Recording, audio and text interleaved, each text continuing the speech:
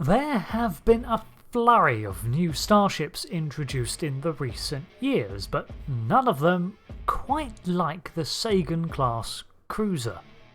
In that it looked like it was going to be a hero ship for a series, then was immediately put aside and also lost its captain. It was also a major security issue, apparently. In fact, why did Starfleet make this thing? Well, let's take a look. In real life, the Sagan class was designed primarily by Doug Drexler and John Eaves, with Thomas Maroney alongside Dave Blass. This is a lot of big names that have all cropped up in starship design from both recent vessels and past Star Trek lineages, and it certainly looks the part. The vessel was clearly created to pay homage to the four-nacelled variety of starship and the namesake of Captain Picard's first command, the USS Stargazer, which was a Constellation class.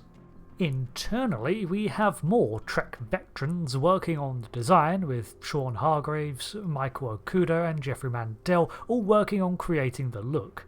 The approach was rather simple, to create an early 25th century contemporary of the Constellation class. Hence the extensive list of prior Trek artists all lending their input.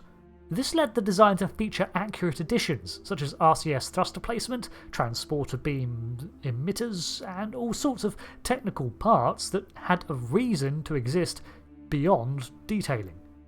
This was probably in response to the chief criticism levelled at the prior new introduction, the Inquiry class being so bland on first reveal. Now, on screen, the Stargazer was referred to as both a refit and a new vessel, much in the same way as the USS Titan was, and this has become a much talked about point. While undoubtedly a new class, the vessel might extensively utilise the components of prior vessels, but if so, it cannot be the original USS Stargazer of Picard's fame, because that vessel was shown preserved in the Fleet Museum. So the Sagan class is a new class of ship, and it's more likely that the Admiral misspoke when he referred to it as a refit. Right, now that is out of the way, let's look into the in-universe design origins of the Sagan class. Around 2380, the Borg made an incursion into Romulan space, where they assimilated a Tal Shiar vessel and all aboard. Unfortunately for them, this ship contained the fractured by AI-riddled mind of a Zatvash agent, which broke the collective down, severing it from the hive mind. This put it into a dormant state, and over the next few decades the Romulan Free State set up a research outpost aboard it with the ability for others to share in their technological finds.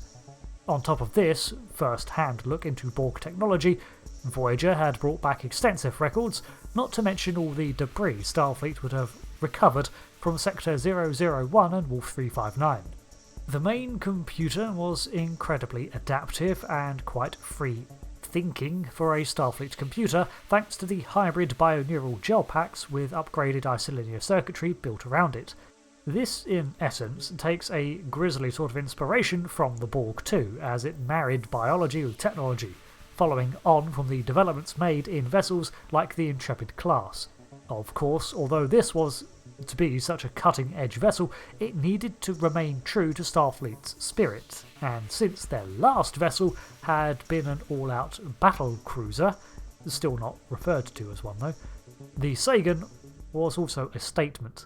It was an explorer first and foremost. Even its defences were made for exploration, with multiphasic shielding being standard, a type of shielding which better covers a wide range of phenomena and radiations than standard deflector shielding, something a science vessel is more likely to encounter. The decision was made to call back to the older four-nacelled versions of starships to capitalise on a different approach to warp. Vessels with multiple nacelles, like the Cheyenne, operated on the principle of warp coasting, enabling one pair of nacelles to reduce in power and cool down, while the other pair picked up the slack. Doing this enables not necessarily faster travel, but more consistent high speeds. In many ways, the ship had a lot in common with the Intrepid, from the bioneural circuitry to the mission profile of a long-range exploratory science vessel, and its focus on being smarter. So, the Sagan class was 540 metres long, making it rather large when compared to prior ships that took this role. It was 230 metres wide and 127 metres tall over 16 decks. It held 887 personnel, but could house more than this. So, its warp drive, as mentioned, was streamlined for sustainability over speed, and while the Intrepid had approached this with its variable warp geometry approach, the coasting systems of the Sagan class were to be even more efficient. It housed 2 warp cores as part of this system and could cruise at warp 7 indefinitely, with fuel obviously, reaching a maximum of around warp 9.5, pushing slightly higher. This is actually a lower warp factor than the Sovereign and Intrepid. However, those ships often needed a cooldown period after high warp bursts, 12 hours being standard high warp time. The Sagan could cruise at 9.5 for far longer than prior ships, so although not the fastest, it ultimately could make it to those distant frontiers faster because it did not have to stop off along the way. This was additionally helped by the prominent warp governors, which maintained warp bubble integrity and shape on the fly. The final piece of the warp pie was the new nacelle design, which would be the new standard for the era. Now, it's unclear if the Sagan was the first, in canon, to support these new nacelles as standard, but they would go on to be a recurring design. It had 10 phaser arrays because unfortunately even a science ship needs them, but I could not locate any torpedo arrays, so I'm not entirely sure it actually has any, which would fit the profile. Phasers can be tools, torpedo launchers not so much unless they doubled as probe launchers. Finally, the shuttle bays were expansive and it featured 3 entry hangars at the rear containing mostly the new Type 14 shuttles, which were minimally armed, if completely unarmed, but were long-range transports between runabout and shuttle scale. In 2401, Admiral Picard returned to Starfleet in full, and in celebration, the first of the class was christened the USS Stargazer NCC 82893, under the short-lived command of Captain Rios. The vessel might have been renamed the Stargazer, but it did not receive a legacy registry, as not every vessel with the same name receives that privilege. That's only for special occasions, and while the original Stargazer had its moments, it was not on the level of the Enterprise, Voyager, or Titan. Finally, there is a class of vessel called the Echelon Class, which is suitable for different missions entirely, and slightly shorter too. This is accomplished by the removal of the 2 underslung nacelles, which otherwise increased the length of the ship. However, this one alteration means that the warp coasting ability is gone from the Echelon class, but they were retooled to be able defensive ships. Their phaser arrays, for example, left an ionic trace in the hull or even deflector shielding of a struck target. This meant that they had tracking phaser arrays so that they could tag a ship and then follow it, or dispatch others after it.